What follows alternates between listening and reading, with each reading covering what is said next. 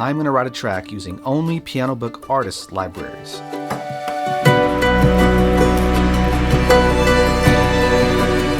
I've been a part of Pianobook for a long time.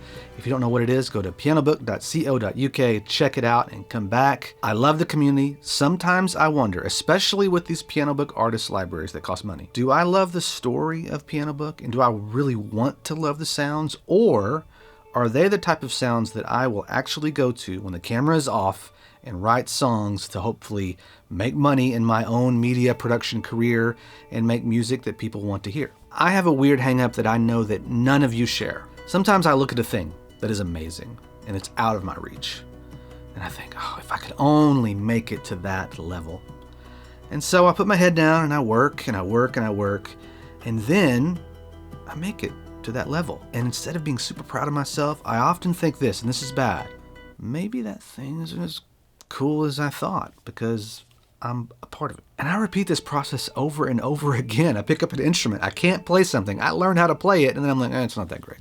Not 100% sure why I shared that, but I did. So back to Pianobook. My feathered flute was the second instrument to be released. The first was from Mike, I'm just gonna say Mike G. It was a nylon guitar, which I did not play until this week because I'm a guitar player and I've never used a nylon or any kind of acoustic guitar virtual instrument. I was pleasantly surprised. Following me was this loud, aggressive, drum, bass, guitar explosion from Skyscape Paradise called Gaze. And then came Hearth and Hollow from Hunter Rogerson. Might be my favorite instrument of all time. Go check out my review. Tape Rooms from Peter Flint is all tapey and pitchy and loopy and granular and weird and all that. Dan Keen's Soft String Textures, the evolution from his soft string spurs, which was a very popular Pianobook instrument. Closely mic'd, intimately recorded strings, textures, but can also be played melodically.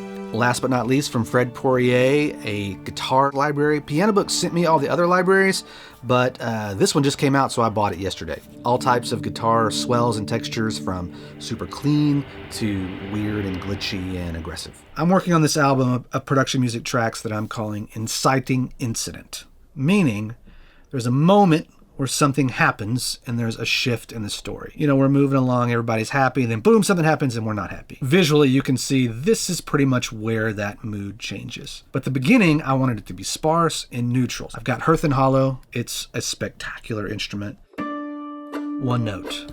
This song is in D. I'm trying to avoid playing the third.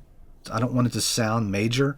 So you'll see that I'm playing a lot of the first D, the fifth, and then I'll do the seventh, C sharp, or I'll work my way just around the third, do some suspended chords. That's why I love going to this instrument, because it's an easy way to, one, steal the show, or just provide a basic foundation.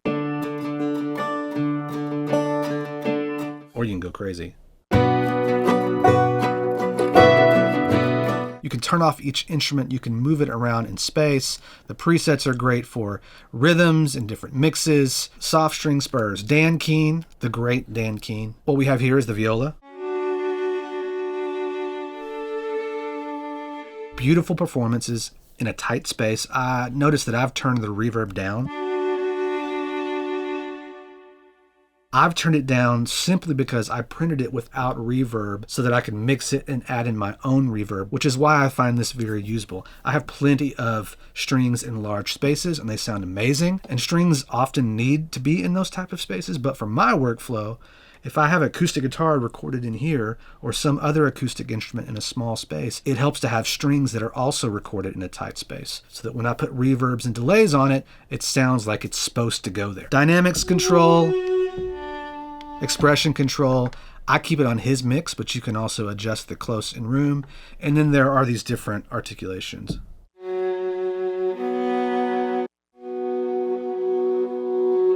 Staggered tremolo, harmonic whistles.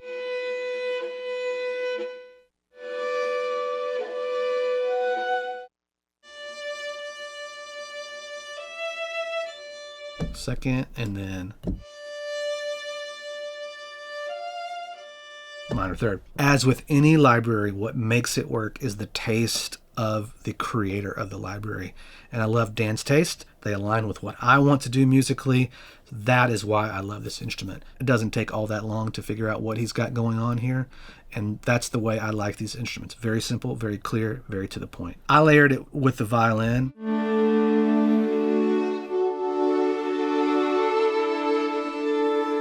I'm simply triggering both at the same time. I probably should have recorded different performances with the two of them, but the nature of these textures, the way they ebb and flow, it works fine if you play them together. Obviously, there's a point where the viola is not going to trigger or the violin is not going to trigger, but for what I'm trying to do in this song, it works.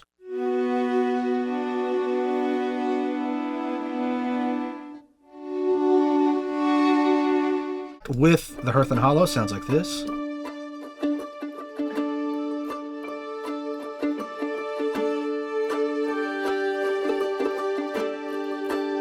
As it picks up into the B section, there's more movement. I'm going higher on the mod wheel to the point to where it's almost full out.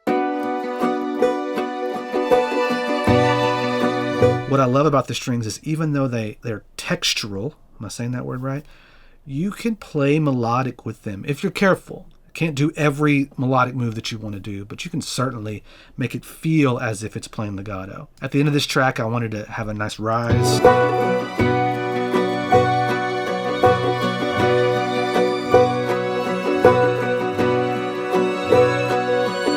As of this moment, there is no bass in Piano Book Artists, so maybe there's an opening there for somebody. The closest thing I could find was my ethereal flute has a sub bass in it.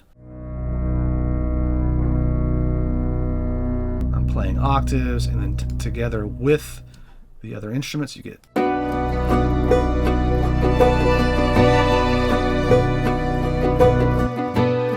I found the attack was a little slow, but just really at that moment. So in audio, I copied the tail over, did a little bit of a shorter fade so that it gets to its maximum sound a little quicker. I wanted it to be more of a moment, but listen to this real quick. This is soft string textures and the flute ethereal patch.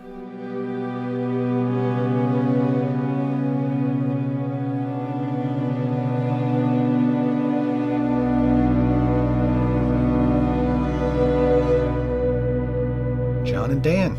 Sounding good. Next, let's move on to the nylon. Full disclaimer, I've never played a guitar virtual instrument.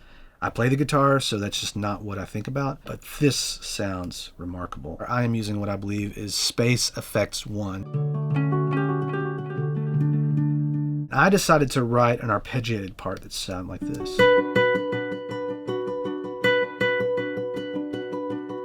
So if I turn the delay off, just playing a triad basically. But with the delay,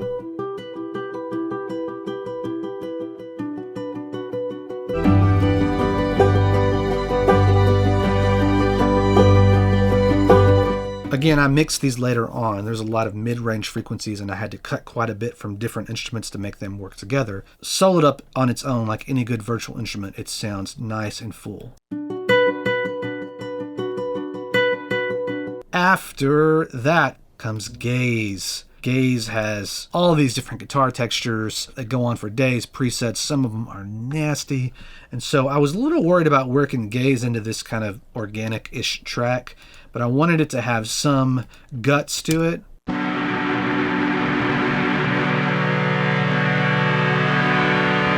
So it's just a nasty amp with lots of verb on it. If you listen to it in context,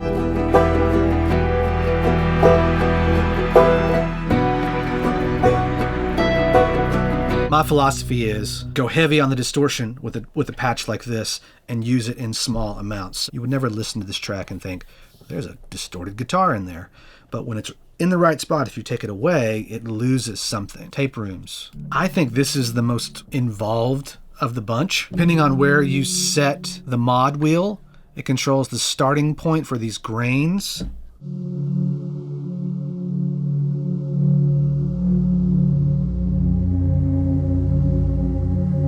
I love this particular pad. It has some pitch qualities that kind of rise and fall, which makes the track feel a little more uneasy. So I bring that in the B section.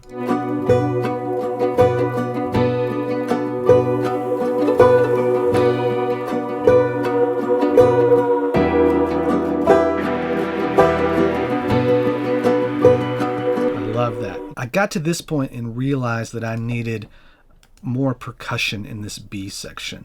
So that's when I went to Hearth and Hollow and loaded up the instrument percussion. You get these type of sounds. I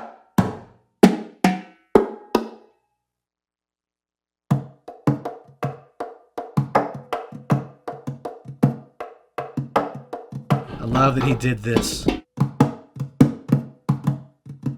Those little double hits for the nuances. Next time you are sampling an acoustic instrument, make sure that you hit it. That goes on for a while, then I added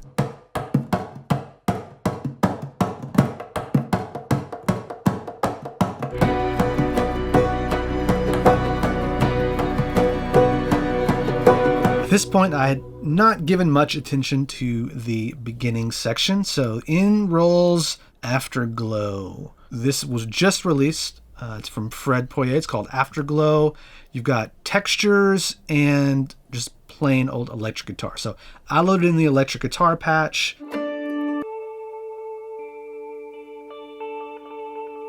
This is called Evolution. I wanted to have that random quality. You've got volume and modulation controls that you can map. I've added delay. Here's Evolution without my delay.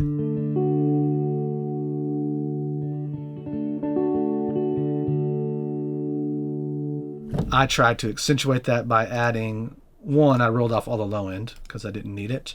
And then I added this space echo with the quarter note and eighth note settings.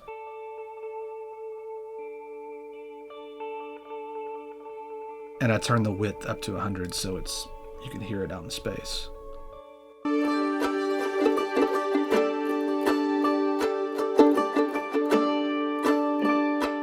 Good job with that, Fred. This is on the texture side.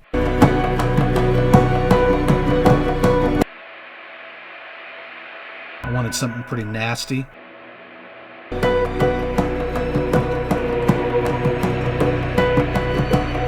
I wanted something nasty in that last section where I'm hanging on the B minor and things are getting tense and rising. I wanted to accentuate that and also let you know that the end is coming.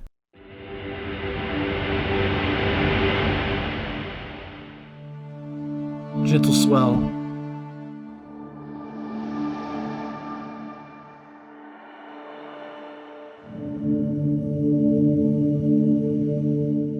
Wasn't enough flute, so I went back and added in my swells.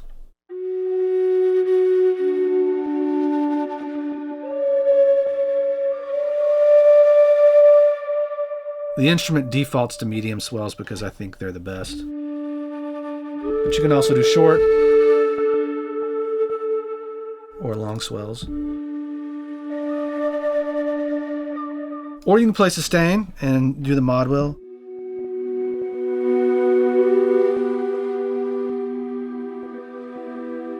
You got staccato. And you can control the amount of effects. Okay. I've tried to sell this to you on a number of occasions. Oh, don't forget chatter. Let's listen to soft strings with my medium swells. How about it?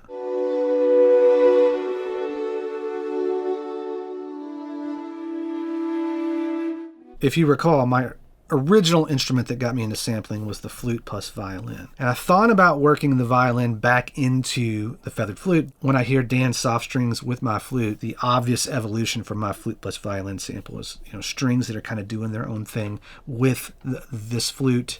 And it's this interesting texture. I realized that I was missing lower strings, especially in the beginning. I added in the cello from soft string textures.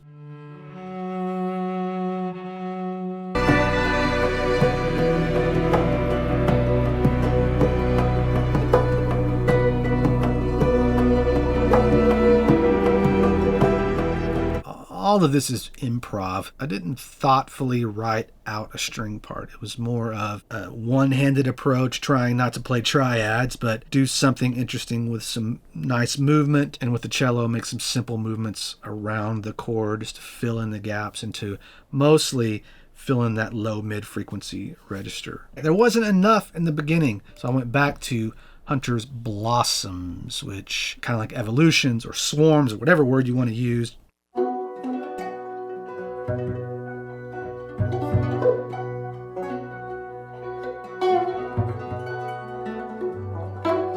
I imagine all these people in the beginning of this track sitting around in the room, not quite knowing what to play, but everybody's getting to know one another.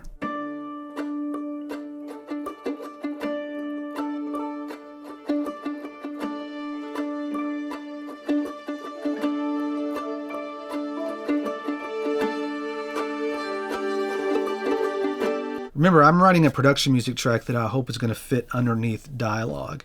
And when I'm writing a song, I have a clock that goes off when I need to make a change. And when it comes to underscore tracks like this, I've learned to make that clock a lot longer than I normally would if I was writing a song to really capture your attention. The dialogue is what matters. So I'm trying to swim all around that dialogue. And it's much easier for an editor to take something that is a minute long and make it 30 seconds than it is to double it. I am saying for the first 55 seconds, I'm giving you this, and then I'm going to give you this other darker section. What the editor is going to do is they know where their moment is, and they're going to put this change where the song drops out and picks back in. That's going to be where they align it. Then they can truncate either side, right? I wasn't done with Hearth and Hollow.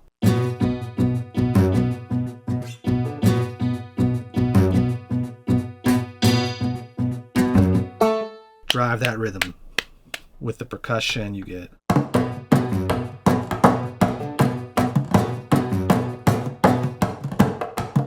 Basically, all of these tracks have 200 to 300 hertz in abundance. And that's what you're going to find is common on any instrument. The low mids, when combined with other tracks that have substantial amount of low mids, you got to make some cuts. And so here I'm just trying to make a few cuts on the low mid.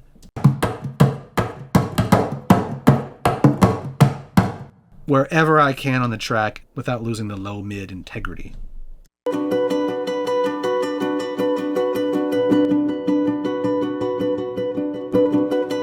It sounds a little unnatural by itself, a little brighter than I would like, a little thin, but in context I think it works. I'm also going to deliver alternate mixes and stems, and there are so many cool options for stems. For example, here's the nylon and here's the percussion.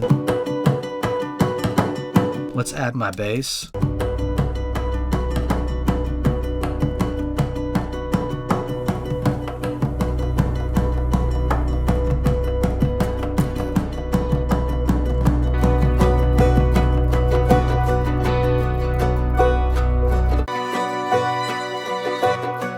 I think the obvious omission for my first series of alternates will be the strings because they provide so much emotion and they really cut through this mix. So a bed without that. And that also means maybe gaze has got to come out.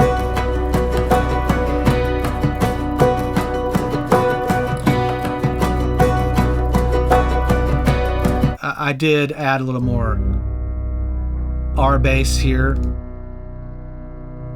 just to make it feel powerful. Quite a bit of dropping of low mids and lows. Don't be afraid to thin something out in an unnatural way if you need to make room for what's important in the mix. I feel such a kinship with every creator of these libraries because I know how hard it is to make something that you want people to like and you want people to use, and it's a laborious process and you have no idea. You only have some idea what it's going to sound like when it's done, but there's a lot of anxious moments when you've spent hours and hours recording, and until you hear it, and then when you do hear it, you think, okay, well, I need to tweak this or I need to add this, and then you add in all the stuff to make it look good. There ends up being quite a few people involved, a lot of time, a lot of energy, a lot of money to create these instruments. Of course, I want you to buy my flute, but when you purchase these instruments from these talented creators, you are encouraging them and helping them.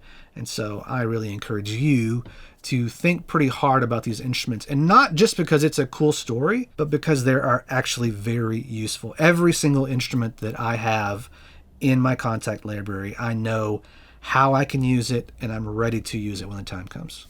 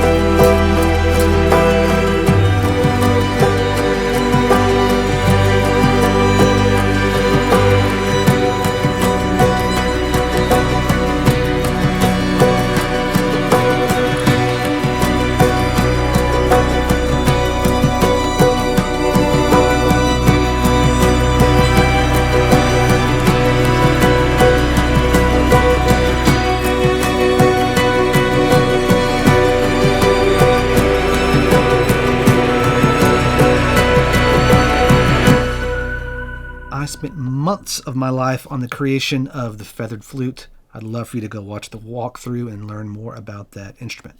Take care.